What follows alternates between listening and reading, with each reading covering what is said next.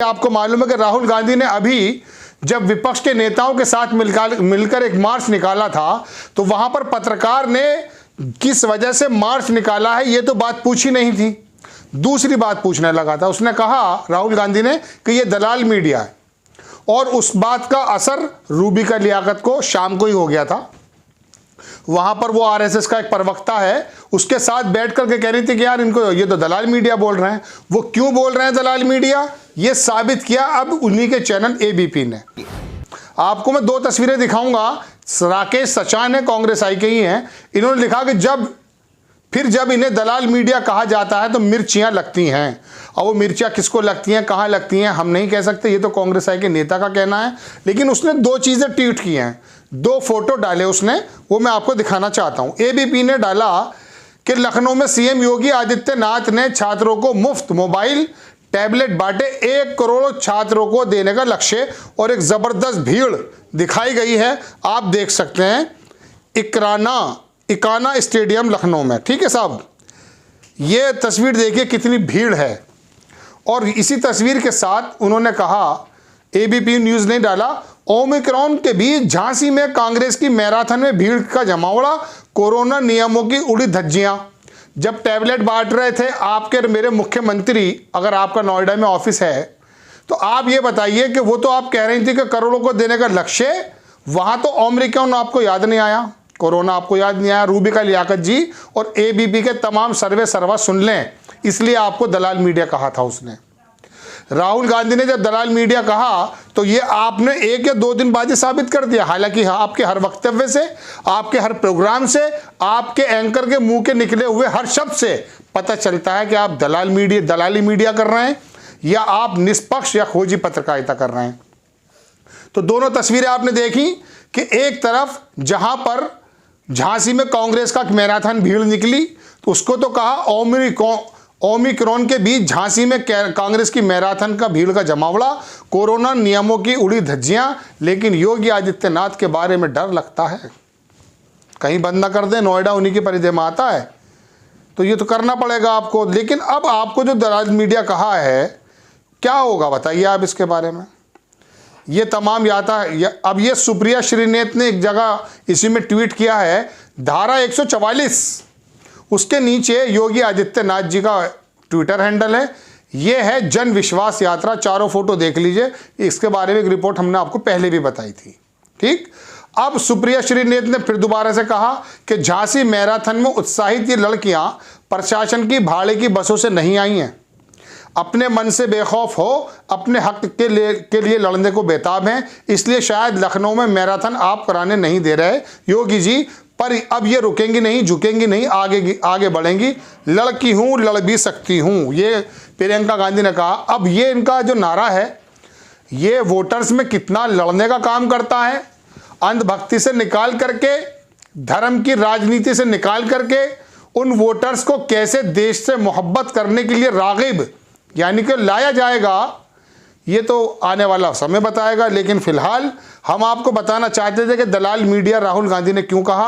अब आपको मैं श्रीनिवास का एक प्रोग्राम और दिखाता हूं। उन्होंने कहा, श्रीनिवास बीवी, इन्होंने एक वीडियो जो है क्या कहते हैं ट्वीट किया। ये तस्वीरें अपने आप में ऐतिहासिक हैं। ये वो झांसी है जिसकी वीरांगना रानी लक्ष्मीबाई के किस्से आज भी कभी हार ना मानने का हौसला देते हैं। झांसी की इन सभी वीरांगनाओं को मेरा सलाम, लड़की हूं, लड़ भी सकती हूं, ये उन्होंने एक वीडियो ट्वीट किया है। खैर, हम आपको बताना, फिर आगे दूसरा सुन लीजिए। श्रीनिवास ने ही कहा, घर से निकलते ही कुछ दूर चलते ही, आपको याद होगा गाना आया था, घर से निकलते ही कुछ दूर चलते ही ये गाने का मन हो गया था, इसलिए आपको बता रहे हैं। लेकिन बात यहाँ उन्होंने वही कही है कि लखनऊ सीएम योगी आदित्यनाथ ने छात्रों को मोबाइल टैबलेट बांटे, 1 करोड़ छात्रों को देने का लक्ष्य। और वहीं दूसरी ट्वीट इन्होंने भी किया है। चूंकि कांग्रेस आई के नेता हैं, जाहिर सी बात है विपक्ष में इनका हक बनता है बात पूछने का। लेकिन आप अपना सेल्फ एनालिसिस अगर करने के लिए तैयार है, Rubika Liyaquat and all Godi media, अगर आप ये तय करने को तैयार हैं कि हाँ साहब, हमसे वाकई दलाली मीडिया और खोजी मीडिया में पत्रकारिता के बीच में भेद नहीं आता है, तो बोल दीजिए। आपको एक तरफ भीड़ में सताता है ओमिक्रॉन और दूसरी तरफ आपको योगी जी की भव्यता नजर आती है। क्यों? इसलिए कि कहीं योगी जी ठोक दो की राजनीति ना कर दें। आपको नहीं ठोका जाएगा, वो तो बदमाशों के लिए कहते हैं, लेकिन आपके चैनल्स को कितना परेशानी होगी ये आप समझते हैं। लेकिन उसके बावजूद भी बहुत सारे चैनल्स हैं, सोशल मीडिया पे बहुत सारे चैनल्स हैं, अपनी बात को रखने की तो बात रखनी चाहिए ना भाई। ज़मीर की बात तो सुननी चाहिए। आप पत्रकार हैं, आपको अपनी ज़मीर की बात सुननी चाहिए, बताना चाहिए कि हाँ साहब ये गलत है। भले आप सत्ता में हो, आपसे सवाल होंगे और कड़क सवाल होंगे। गलती कोई भी होती है, परेशानी कोई भी होती है, देश में कोई भी मुसीबत आती है, राहुल गांधी या उनकी दादी के अब्बा पंडित जी नेहरू वो जिम्मेदार हैं। आप किस लिए? आपने कोई सवाल किया? आप सवाल कीजिए कि पंडित नेहरू ने जो उपक्रम बनाए थे भारत को, उनको धीरे धीरे बेचने का काम आप क्यों कर रहे हैं?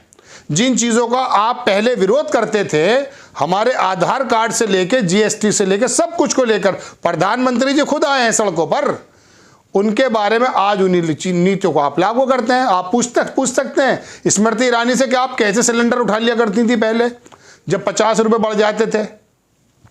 आज 400-500 रुपये का सिलेंडर 950-910 रुपये का हो रहा है। स्मृति ईरानी क्या वो सिलेंडर का फोटो भी उठा लेंगी अब?